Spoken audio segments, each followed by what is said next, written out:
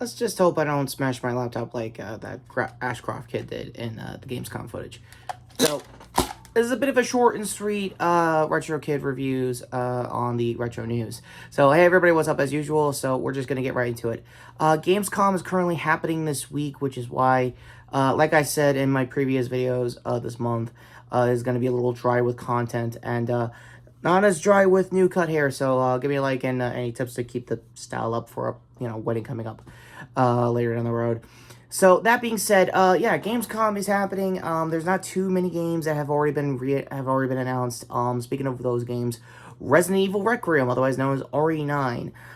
So there's some gameplay footage. There were some details I might have missed in another, I think during Summer's Games Fest, or I think a tell-all Capcom did on their official channel. So to basically the announcement of them being both optional in real-time first-person and 3D third person, would basically, well, if you played the later updates of Village layer before we're showing up around 2022 2023, it's basically the same kind of thing. Instead of just being an optional thing, post-game thing, they're just going to have it from the jump, depending on which preference of like style of the game you want to play. And that's really cool for what they demoed so far.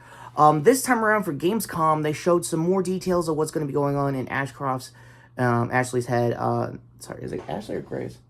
I think it's Grace. Again, I'm not a Outbreak aficionado. I haven't played the games. Long story short there.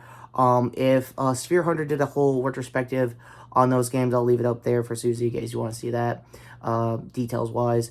Outside of that, it is a good showcase of where you're getting at least the first-person side of Grace's perspective in the flashback with her and her mom before she gets mysteriously taken out, and it has to basically motivate her to get back into a now destroyed Raccoon City. This is a lot of the details we found out during Summer's Games Fest, so go to my short for the reactions to that. Outside of that, I didn't see anything new gameplay-wise. The mysterious hooded guy that was in the teaser that took out a dude early on, I think in the the mom flashback. Don't know if she's gone or not, TBD, until probably we play the game itself.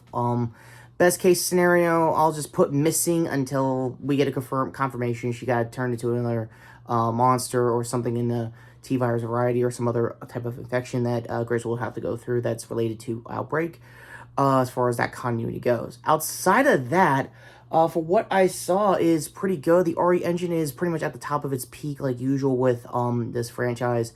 There's a lot of good shock reactions with Grace seeing what could be a fake out death or probably a legit death with her mom in the flashback. Outside of that, there's not really too much to go off of gameplay wise. Again, it's more what I'm assuming is your opening hours, probably tutorial level section, just to get an idea how this is going to like play back in both first and third person perspectives.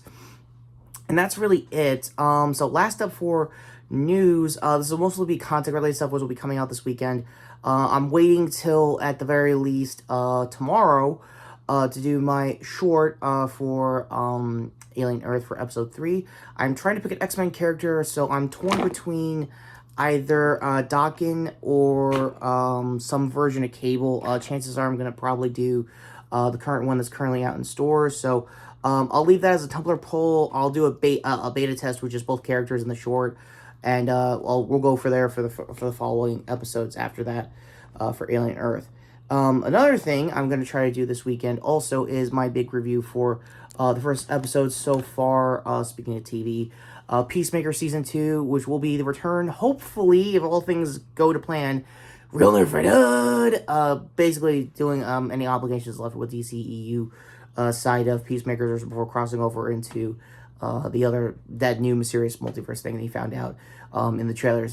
So I'll leave that for the review to marinate hopefully by Thursday. Film it on the day, probably be out either Friday or Saturday. And that's really it. So final thoughts. Content's going to be a little mixed and mixed jumbled, but I'll try to explain it a little more clear hopefully in the community post. So keep an eye out on that. As for the Gamescom footage I saw so far of Resident Evil 9, it's looking on par. The marketing's about where they want to be. If there was any interviews that came out after the fact that Capcom just dropped in the lead up to after that video's that trailer's dropped. Let me know in the comments down below, and I'll leave it in the cards as usual. So until next time, and hopefully not finding any more Resident Evil related content, I really don't want to re-review that Netflix show. That being said, take care, subscribe. This is a RetroKid review saying, no, seriously, I really do not want to re-review that Netflix series. Seriously.